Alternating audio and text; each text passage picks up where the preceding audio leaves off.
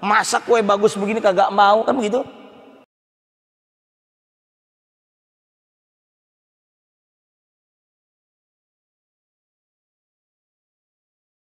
Assalamualaikum warahmatullahi wabarakatuh. Innal hamdalillah nahmaduhu wa nasta'inuhu wa nastaghfiruh wa na'udzu billahi min syururi anfusina wa min sayyiati a'malina. May yahdihillahu fala mudhillalah wa may yudlilhu fala hadiyalah. Asyhadu an la ilaha illallah wahdahu la syarikalah wa asyhadu anna Muhammadan abduhu wa rasuluh la nabiyya ba'dah. Allahumma salli wa sallim wa barik ala sayyidina Muhammad wa ala alihi wa sahbihi ajma'in. Amma ba'du. Rabbi syrah li sadri wa yassir li amri wahlul 'uqdatam min lisani yafqahu qawli. Rabbi zidni ilma warzuqni fahma birahmatika ya arhamar rahimin. Al-mukarramun alimil ulama, asatidah, para hujjaj, para tuan guru, para sepuh, bini sepuh, para bapak, saudara sekalian, jamaah Masjid Raya Kota Harapan Indah yang mudah-mudahan senantiasa ada dalam rahmat dan ridho Allah Subhanahu wa ta'ala. Pertama, mari kita sama-sama memanjatkan ungkapan puji dan syukur kehadirat Allah Azza wa Jalla yang senantiasa menganugerahkan segala karunia nikmatnya. Utamanya adalah nikmat iman, nikmat Islam, nikmat sehat wal afiyah, dan tak lupa adalah nikmat waktu luang. Alhamdulillah. Dan semoga kita bisa menggunakan seluruh nikmat tersebut dalam rangka taat kepada Allah Ta'ala, sehingga dengan istiqomahnya kita melakukan ketaatan karena Allah Ta'ala, saat wafat, saat tutup usia nanti dalam keadaan husnul khatimah. Amin ya Allah ya Rabbal alamin. Salawat beriring salamnya semoga senantiasa tercurahkan kepada insan teladan sepanjang zaman yang mengajarkan kepada kita nilai-nilai kebaikan, bahkan beliau menjadi teladan kebaikan. Beliau yang membawa umatnya minadz zulumati ilan nur, dari zaman jahiliyah menuju zaman islamiyah. Beliau adalah Rasulullah Muhammad sallallahu alaihi wasallam. Juga teruntuk keluarga beliau, para sahabat beliau, para tabi'in, tabi'ut tabi'in, atba'ut tabi'in, hingga kita sekalian semoga termasuk dalam jajaran umatnya dan mendapatkan syafaatul uzma dari beliau di yaumil akhir nanti. Amin ya Allah ya Rabbal alamin. Para bapak, saudara sekalian rahimakumullah, mengawali kajian pada kesempatan Ahad 3 Januari 2021 miladiah ini, mari kita awali dengan membaca suratul Fatihah.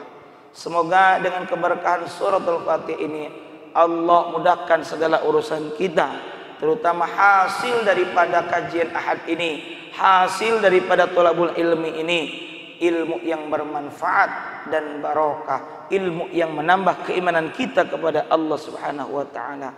Ala hadhihi niyyah wa ala kulli niyyatin salihah wa ila hadratin nabiyil mustafa Muhammadir Rasulillah sallallahu alaihi wasallam wa ala alihi wa azwajihi wa dzurriyyatihi wa ahli baiti wa liman dakhala fi baitil kiram syai'un lillahi lahum. Al-Fatihah. A'udzu billahi minasy syaithanir rajim. Bismillahirrahmanirrahim. Alhamdulillahi rabbil alamin. Ar-Rahmanir Rahim. maliki yaumiddin, iyyaka na'budu wa iyyaka nasta'in, ihdinas siratal mustaqim, siratal ladzina an'amta 'alaihim ghairil maghdubi 'alaihim waladdallin. Amin. Kita sambung dengan membaca Sayyidul Istighfar. Silakan diikuti. Bismillahirrahmanirrahim.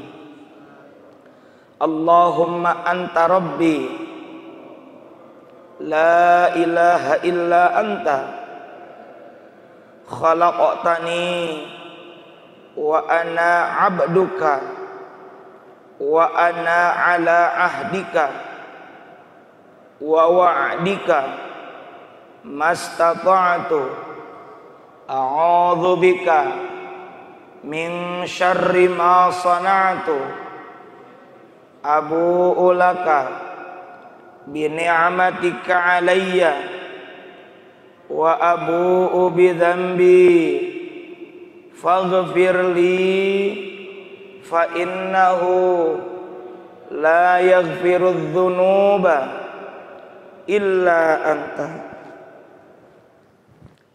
Hadirin jamaah Masjid Raya Kota Harapan Indah dan juga yang mengikuti kajian ini secara live streaming ataupun menonton nanti secara offline di akun YouTube Masjid Raya Kota Harapan Indah, yang mudah-mudahan semuanya senantiasa ada dalam rahmat dan ridha Allah, dan tentunya kita berharap semoga sehat lahir batin, sehat walafiat, terhindar dari segala malapetaka, wabah, penyakit dan bencana.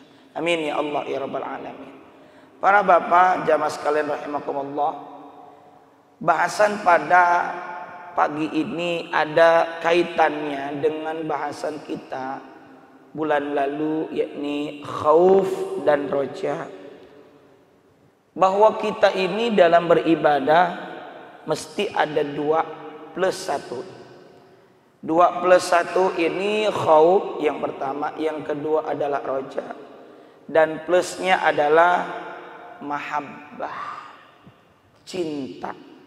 Khauf kita khawatir, kita takut kepada Allah, takut bila mana ibadah kita tidak diterima, takut akan azab Allah. Maka khauf tersebut mendorong kita untuk melakukan ketaatan dan menghindari kepada kemaksiatan.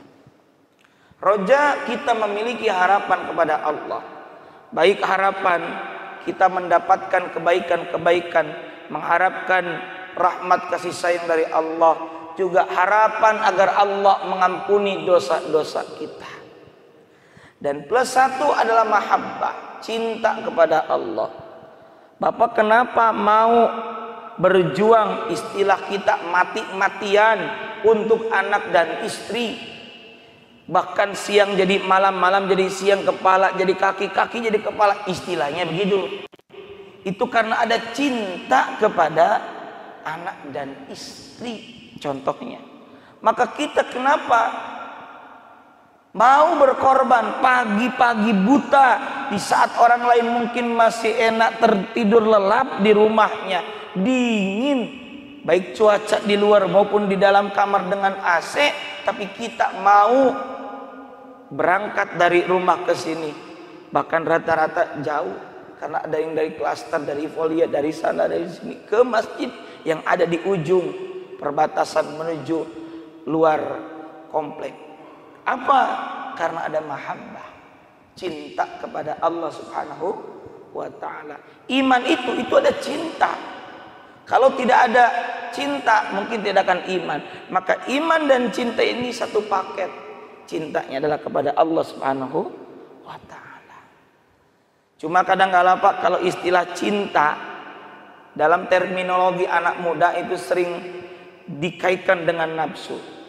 Kalau kata anak muda Pak, cinta itu buta, bohong. Yang buta itu nafsu. Dengan cinta kita beribadah kepada Allah Subhanahu wa ta'ala.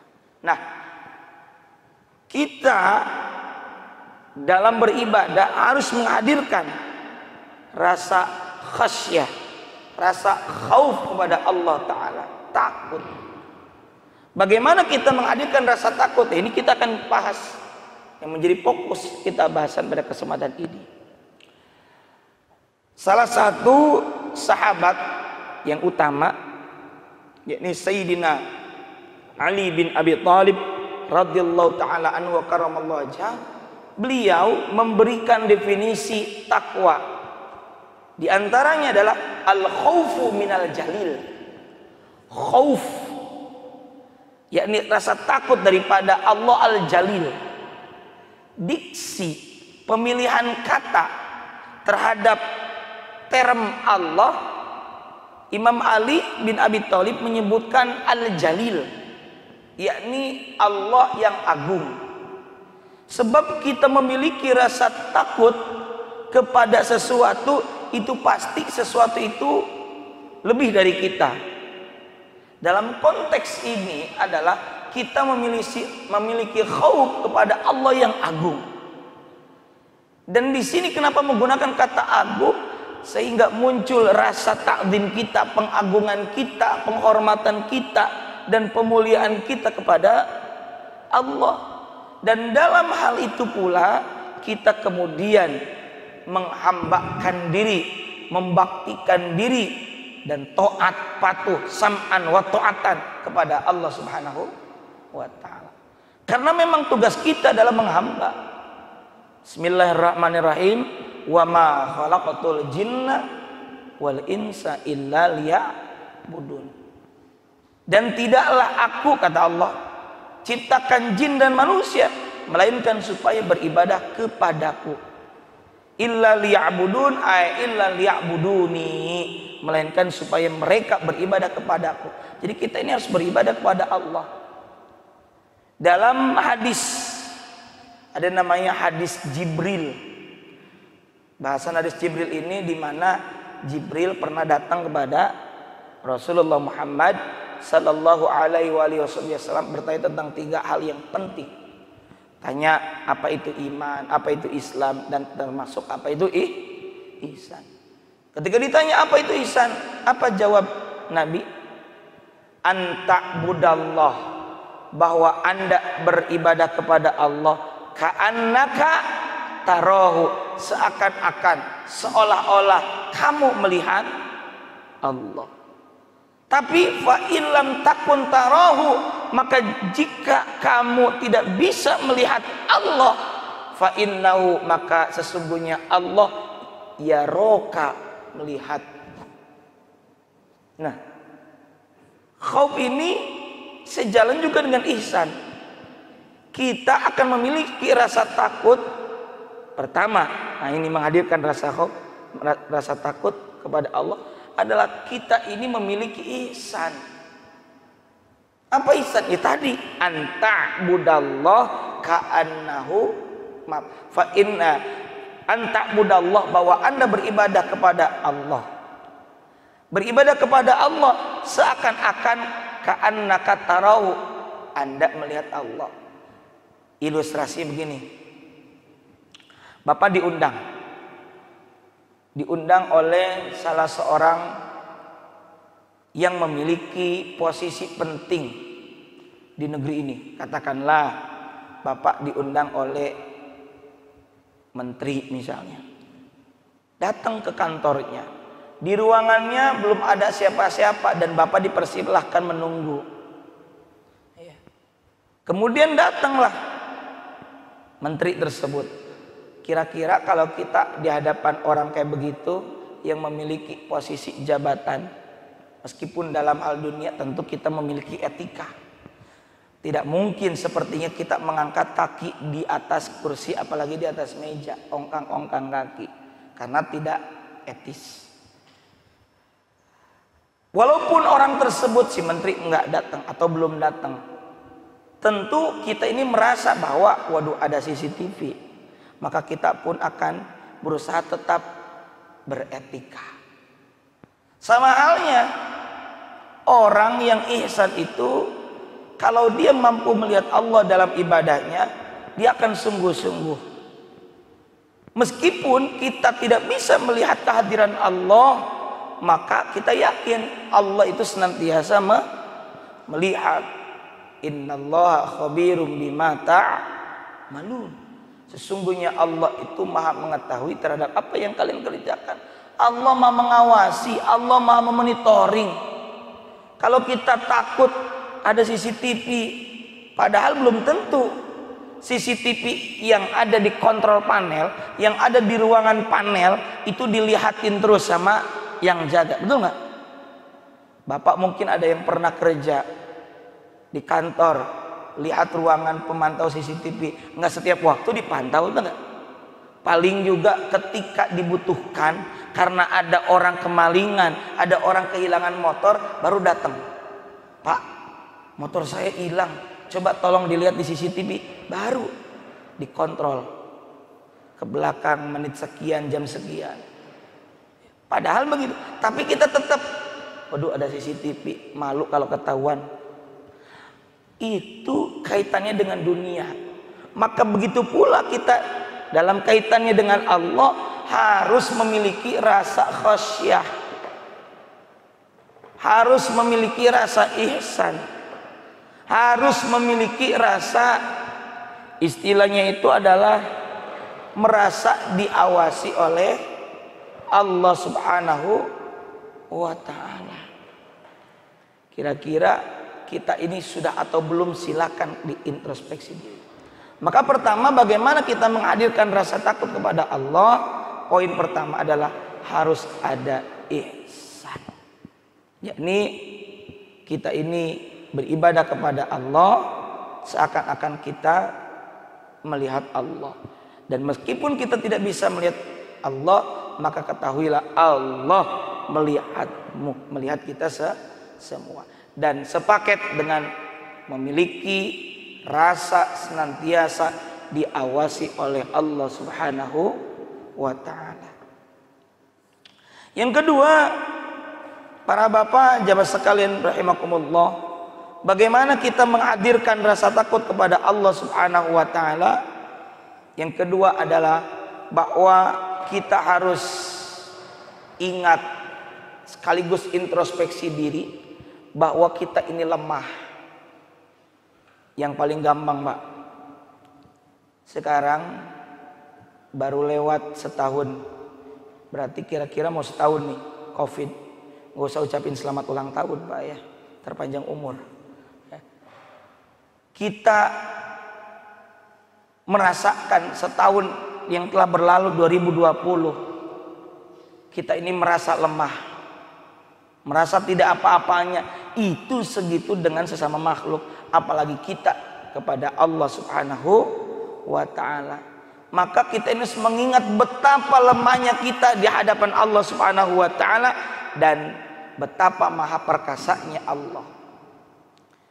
Kita harus sadar bahwa diri kita ini kecil, hina di hadapan Allah. Sedangkan Allah itu Al-Aziz, artinya Allah maha perkasa. Allah ini Al-Qawiyyu, yakni Allah maha besar kekuatannya.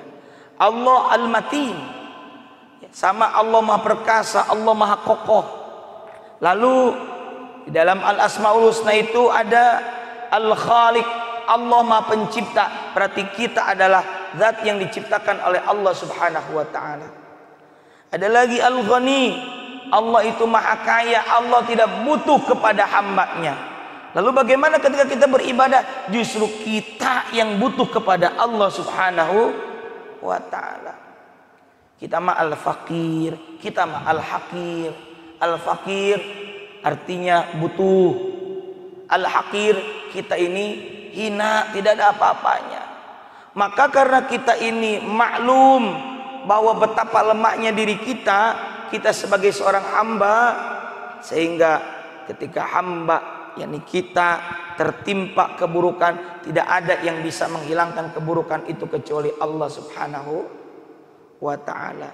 Makanya apa kata Allah dalam surah Al-An'am ayat 17? Bismillahirrahmanirrahim.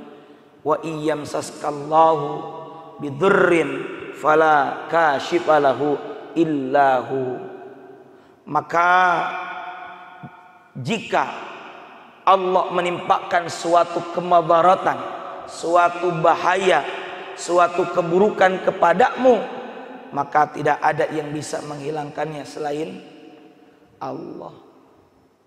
Kita yang paling gampang lagi nih, mata kita silakan ditahan selama 10 menit.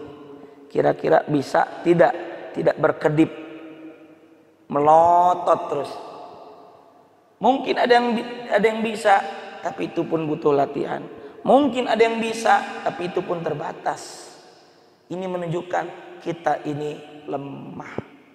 Karena kita lemah, ya, berarti kita mengakui betapa besarnya agung. Hingga kita ini muncul kemudian bahwa karena kita lemah butuh kepada Allah, hadirkan rasa takut kita kepada Allah Al-Jalil. Takut kepada Allah Subhanahu wa ta'ala. Karena kita butuh, maka kita akan takut. Contoh lagi, anak kita butuh sama kita. Anak kita butuh kasih sayang. Atau yang paling gampang realnya, anak-anak kita butuh pah, minta jajan, pah, minta uang.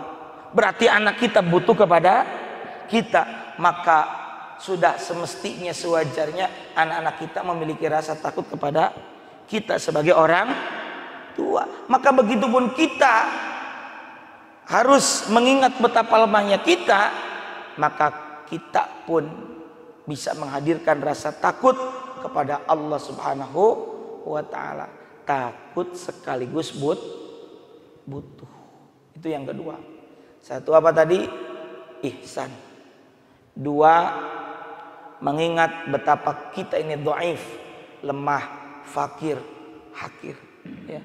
Jadi kalau ada yang merasa petantang petenteng, dia lupa kepada Allah. Kalau ada yang sombong, dia seakan-akan lupa kepada Allah. Anehnya Pak, anehnya manusia itu, ketika dia butuh kepada Allah secara materi, dia akan mencari Tuhan, dia akan menuju Tuhan. Tapi ketika dia sudah kaya, sudah banyak harta berlimpah, dia berlagak seperti Tuhan, sombong, petantang petenteng. Betul. Ada yang begitu? Ya. Contohnya siapa? Fir'aun. Contohnya siapa? Qarun.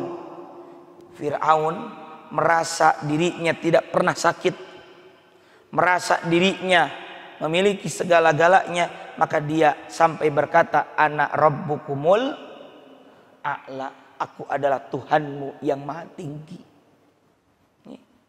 Qarun juga sama. Maka kalau Bapak diberi sakit, alhamdulillah Pak. Satu, dengan sakit itu menjadi penggugur dosa. Dua, kita jadi ingat kepada Allah. Yang ketiga nih, biar nggak jadi Firaun. Firaun kan katanya nggak pernah sakit ya. Akhirnya dia ngaku jadi Tuhan, sombong. Ya sakit nggak apa-apa dah, tapi sakitnya jangan gede-gede. Ya sakit, kira-kira apa ya, sakit yang gampang apa? Ya panas dikit nggak apa-apa deh, asal jangan corona ya. Sakit berupa apa? Batuk dikit, pilek dikit nggak apa-apa, asal jangan corona, gitu aja dah. Sekarang kan batuk dikit plus pilek udah dikiranya OTG, corona dah, macam-macam. Ya. Sakit ya gigi jangan sakit dah, nggak enak sakit gigi itu Pak. Kalau dikatain orang sakit gigi itu sakit nggak juga Pak, betul nggak? Orang sakit gigi disebut sakit nggak?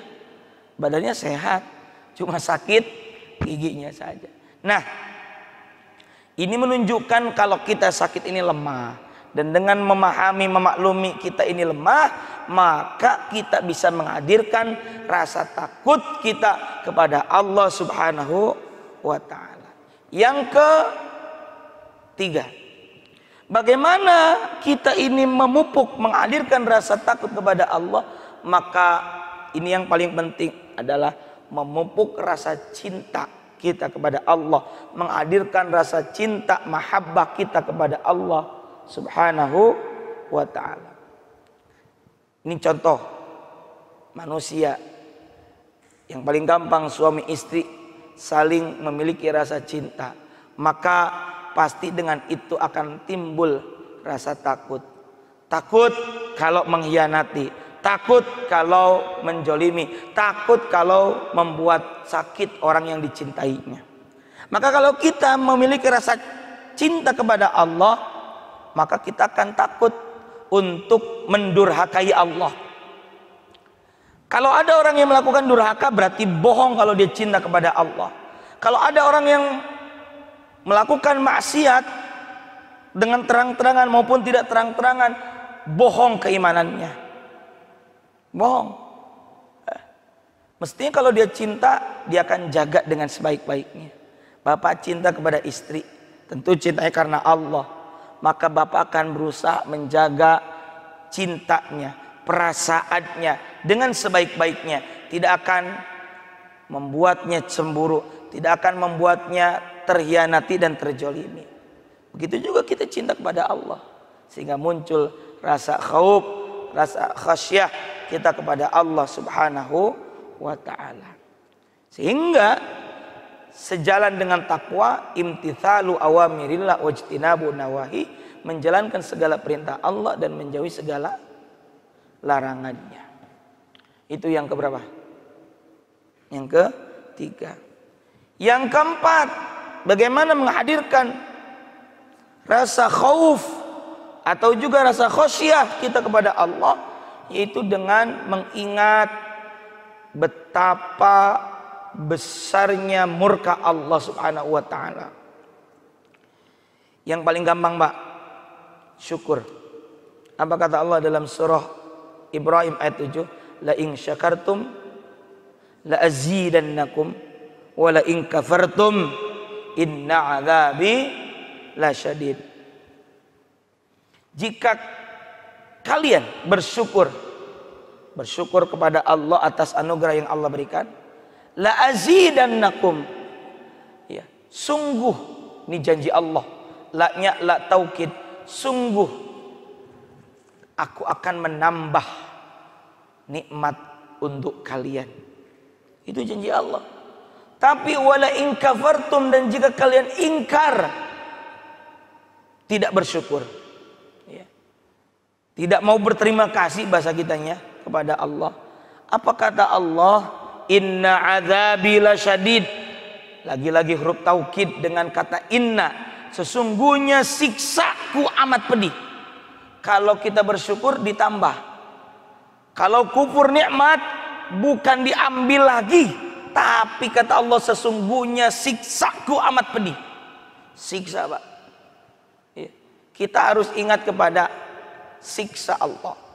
Allah juga rahmah. Ya, Allah Rahman Rahim, akan menganugerahkan kasih sayangnya.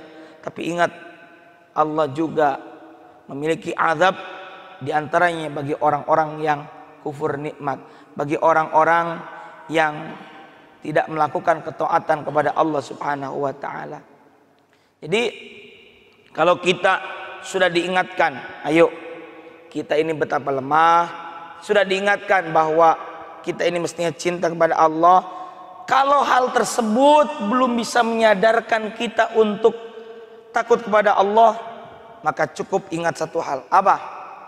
Sesungguhnya bahwa azab Allah itu sangatlah pedih yang disiapkan bagi orang-orang yang melanggar aturan agama Allah, yang melanggar syariat. Ya. Pedihnya azab ini sampai-sampai dikabarkan dalam Al-Quran bahwa setan saja berkata begini, Pak. Setan aja bilang begini, dikutip dalam surah Al-Anfal ayat 48. Inni, sesungguhnya aku, aromala tarawna, inni akhafullah. Inni akhafullah, sesungguhnya aku takut kepada Allah. Wallahu syadidul iqab, dan Allah sangat keras siksaannya. Kita nggak perlu ngerasain langsung, Mbak. Kita cukup baca kutipan-kutipan Al-Quran yang berisi tentang siksaan, tentang azab yang pedih. Dalam permulaan surah Al-Baqarah saja sudah ada ayat yang menjelaskan tentang siksaan.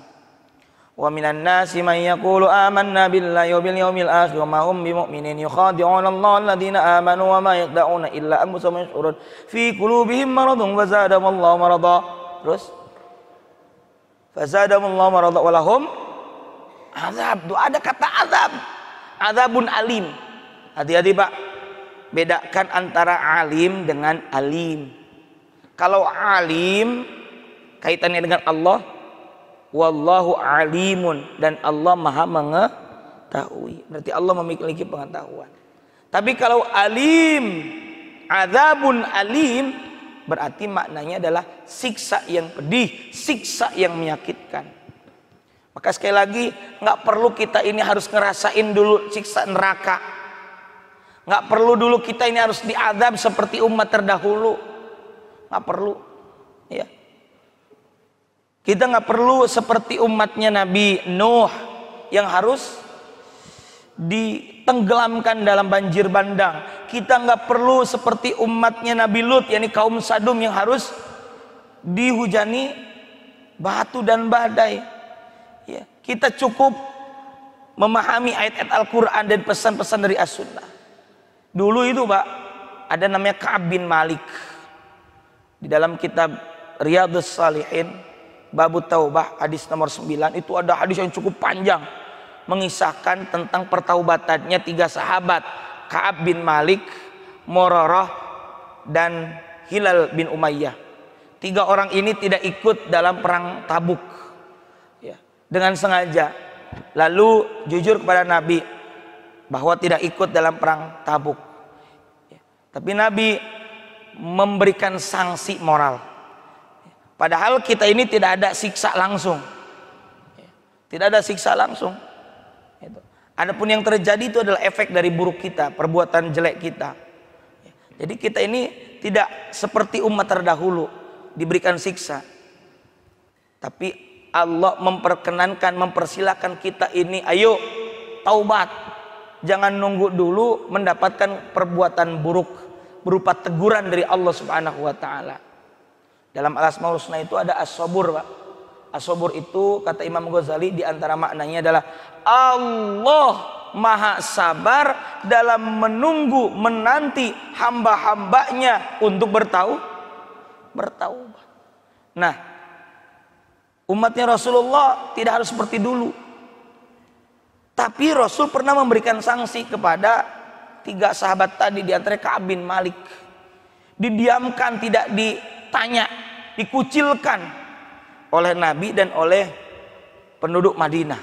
Tidak ditanya Pak, 50 hari. Bahkan di hari ke-40 datang utusan Rasul kepada Ka'ab bin Malik supaya istrinya ini, supaya berpisah dengan istrinya, dalam arti tidak melakukan jima ya, tidak boleh melayaninya. Pokoknya berarti 10 hari tidak boleh melakukan hubungan suami istri. Itu cuma sanksi moral. Kalau kita dalam posisi seperti itu, kita tidak ditanya oleh Rasulullah, misalnya seperti sahabat tersebut, maka betapa malunya kita. Nah, kita hari ini tidak mengalami seperti hal itu, dan kita tidak perlu seperti itu dulu. Ayo kita cukup ingat betapa pedihnya siksaan dari Allah Subhanahu wa ta'ala. Syadidul iqab, wallahu syadidul iqab. Karena itu para bapak jemaah sekalian, ayo hadirkan rasa takut kita kepada Allah Subhanahu wa ta'ala dengan sebenar-benarnya. Karena takut itu para bapak sejatinya ada 2. Takut yang pertama adalah takut kepada Allah, ini bernilai ibadah. Yang kedua ada takut yang bersifat tabi'i, tabiat manusia. Takut yang tidak bernilai ibadah, takut yang sifatnya mubah. Kalau takut kepada Allah jelas ini mendorong kita untuk melakukan ibadah. Takut kemudian mendorong kita untuk menghindari segala maksiat. Takut yang seperti ini bagus. Justru kalau kita tidak takut, maka kita akan berdosa. Dan meskipun Allah Subhanahu wa ta'ala berikan rasa kita takut, itu ada hikmahnya. Contoh yang kedua ini kan takut yang bersifat mubah. Takut yang bersifat mubah itu yang boleh, ya, dan tidak bernilai ibadah. Contoh, bapak takut terhadap serigala, takut mau melewat satu tempat yang di situ ada anjing misalnya, binatang buas, atau kadang-kala kita mangsa aja takut, ya kan, takut dikejar. Atau kita ini mau berangkat lalu hujan, ada petir, takut petir. Itu takut yang bersifat tabi'i, yang boleh, yang mubah sifatnya. Dimana dalam Al-Quran saja, dalam surah Al-Baqarah ayat 155, Allah berfirman, Bismillahirrahmanirrahim, walanabluwannakum bisyai'im minal khawfi wal ju'i wa naqsim minal amwali wal anfusi wat thamarat wa basyiris sabirin. Walanabluwannakum, laknya lak taukid, janji Allah, dan sungguh kami akan menimpakan bala, ujian. Sering ada doa tolak bala, menolak bala, bencana. Kami akan timpakan ujian kepada kalian. Berarti udah janji Allah, Pak. Jadi kalau hari ini ada COVID, kita diuji dengan susahnya ekonomi, itu udah dijanjikan sama Allah. Formatnya saja sama, walaupun kasusnya berbeda-beda. Minal khauf, tuh, rasa sedikit, rasa takut. Minnya adalah min litab'id, sebagian. Jadi bapak diuji dengan rasa takut itu nggak banyak, Pak, sedikit. Ini takutnya takut yang bersifat tabi'i, yang sifatnya mubah. Takut, kalau kita nggak ada rasa takut, maka ini takut yang positif nih. Bapak nggak punya rasa takut, tidak takut anak istri nggak bisa makan, biasa aja, ya. Maka kemudian bapak tidak kerja, ini keliru. Bapak takut tidak bisa menafkahi anak istri, maka bapak kemudian kerja. Ini takut yang bersifat tabi'i, yang bersifat mubah, boleh. Aduh, takut anak istri saya nggak bisa makan dan minum. Yang ngerejekin kan Allah, iya. Tapi ini sifatnya naluri, bahwa kita ini kemudian berusaha, berikhtiar. Betul Allah yang menjamin rezekinya, betul. Tapi kita berusaha adalah upaya kita memantaskan diri. Dulu saya pernah bahas di sini tentang rezeki kalau nggak salah. Saya pernah sampaikan, kita bekerja itu satu adalah menjemput rezeki, yang kedua adalah memantaskan diri. Bukan kausalitas, bukan sebab akibat karena kita kerja maka kita dapat rezeki. Bukan demikian. Karena kita kerja dapat uang, ya, tapi belum tentu itu ada rezeki. Kenapa? Kalau rezeki dari Allah harus dibayar dengan hasil kerja kita, napas, udara, oksigen, nitrogen, gak cukup kita bayar dengan hasil kerja kita. Maka kita bekerja itu adalah upaya memantaskan diri. Apa maksud memantaskan diri? Allah udah kasih kita segala-galanya, masa kita nggak ada ikhtiar sih? Kira-kira begitu, memantaskan diri. Nah, bapak takut anak istri nggak bisa makan, maka bapak ikhtiar bekerja. Itu takut yang sifatnya naluriyah, mubah, boleh. Dan takut juga, Pak, ada hikmahnya. Bapak sekarang takut kepada Allah, takut kepada Allah, maka kemudian bapak ini akan melakukan ibadah ketaatan. Takut ini juga sejalan dengan takwa. Contoh, satu waktu sahabat Umar bin Khattab pernah bertanya kepada Ubay bin Ka'ab, wahai Ubay, apa pendapat Anda tentang takwa? Lalu kata Ubay bin Ka'ab begini, maaf Umar, saya ingin memberikan ilustrasi. Kira-kira kalau Anda jalan di satu jalan, yang mana jalan itu gelap, yang kedua banyak duri, apa yang Anda lakukan ketika berjalan? Jawab Umar apa? Tentu saya akan berhati-hati. Kalau bahasa kita, saya takut lewat jalan itu, maka saya akan berhati-hati. Kata Ubay, demikianlah gambaran dari takwa. Kita itu mesti hati-hati. Di dunia mesti hati-hati. Dalam surah Ali Imran ayat 185, wa mal hayatud dunya illa mata'ul gurur. Dan tidaklah kehidupan dunia itu melainkan kesenangan yang menipu daya. Maka kita harus hati-hati. Orang yang nggak tahu tentang buruknya dunia, dia tidak akan hati-hati. Karena kita tahu bahwa dunia ini ada buruknya, tentu ada positif juga ada buruknya, maka kita tentu akan berhati-hati. Analoginya begini, gambarannya. Saya bersama 2 orang.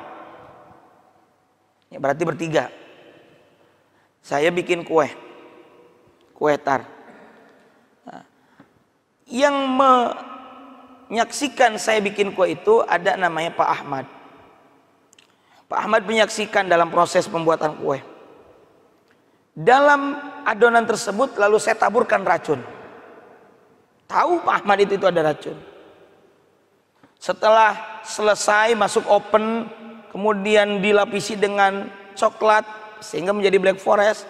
Lalu saya tawari Pak Ahmad. Kira-kira Pak Ahmad mau tidak makan kue tersebut?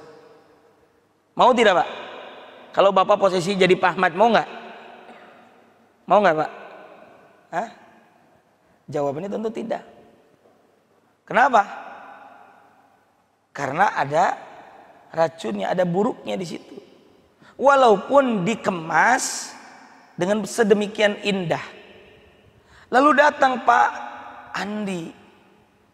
Saya tawarkan kepada Pak Andi. Pak Andi, mau kue ini tidak? Pak Ahmad nggak mau.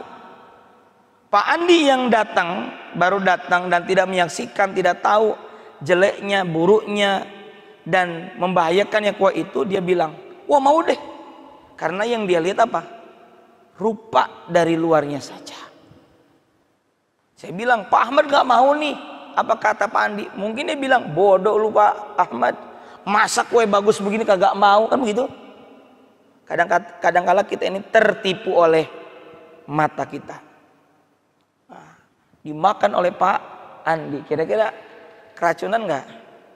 Mati bisa jadi. Apa maksudnya? Orang yang nggak tahu buruknya dunia, yang kemudian dia tidak hati-hati dalam hidup di dunia, kemudian dia ini terpukau oleh dunia dan kemudian terpleset, bahkan terjatuh, bahkan terbahayakan oleh dunia, udah wassalam. Tapi orang yang tahu tentang buruknya efek dunia, maka dia akan berhati-hati. Itulah kemudian kita ini dalam dunia juga harus hati-hati. Makna dari takwa itu, kita sering menggunakan kata wakina, wakina, wakina, wakina, karena qi itu artinya hindarkan. Ya, takwa juga memiliki kesamaan dengan wiqayah itu, yakni penjagaan, penghindaran. Maka kalau kita memiliki rasa takut kepada Allah, maka kita juga harus memiliki rasa apa? Rasa hati-hati. Nah, para bapak jamaah sekalian rahimakumullah, saya ingin mengutipkan ayat Al-Quran sebelum ini kita tutup, bahwa bagaimana efek daripada rasa takut, ya, bahwa rasa takut ini penting kaitannya dalam tazkiyatun nafs, membersihkan diri dari segala perangkat, dari segala perangai-perangai buruk, akhlak-akhlak buruk, dan segala yang mengotori hati. Ini penting sekali, karena kalau orang memiliki rasa takut kepada Allah, maka dia akan berhati-hati, dan yang paling lagi adalah senantiasa memiliki rasa diawasi oleh Allah Subhanahu wa ta'ala.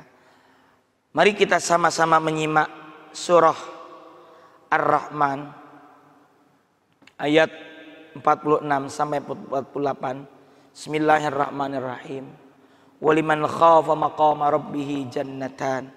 Orang yang takut kepada Allah akan mendapatkan 2 surga. Fabi ayyi ala'i rabbikuma tukadziban. Diingatkan, udah dapat 2 surga, maka nikmat Rabbmu yang manakah yang kamu dustakan?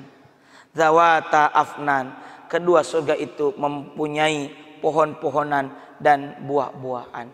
Karena itu para bapak jamaah sekalian, ayo kita dalam kebetulan momentum wabah pandemi saat ini, ayo kita semua menghadirkan rasa takut kita kepada Allah Subhanahu wa taala yang dibuktikan dengan cara imtithalu awamirillah wajtinabu nawahi, menjalankan segala perintah Allah dan menjauhi segala larangannya.